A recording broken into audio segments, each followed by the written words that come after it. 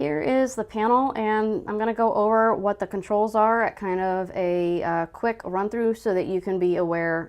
I do recommend reading the manual as well, but I'm going to tell you what the basics are. So this is obviously your power. By default, it has memory, so it'll oscillate. It's going to remember what you had it on last when you shut it off. It has a temperature reading at 77 degrees in my room right now, and it's at level 2.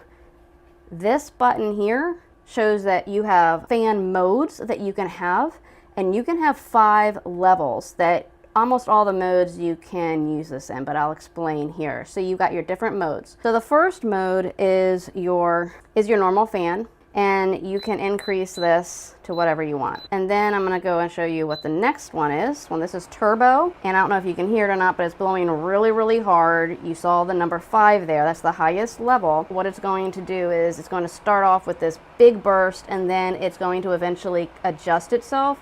As the temperature cools, it will lower this level down, the fan speed. So next we have auto, very similar to turbo in the sense that it's now going to adjust itself according to the room temperature. After a little while, it'll say if the temperature goes up 5 degrees, it's going to increase the fan speed. If it goes down 5 degrees, it's going to lower the fan speed. And then we're back to normal. And then you have sleep mode. So sleep mode is nice because it's silent. So after an hour, it's going to lower itself to a slower speed.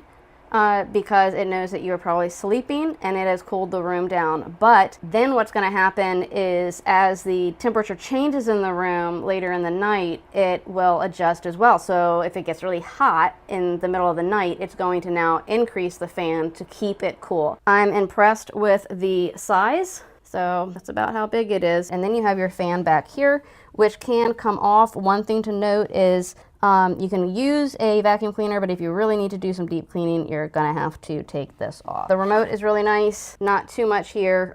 You can control the light or the sound here on the remote. Everything is pretty self-explanatory. So I hope you found this video helpful.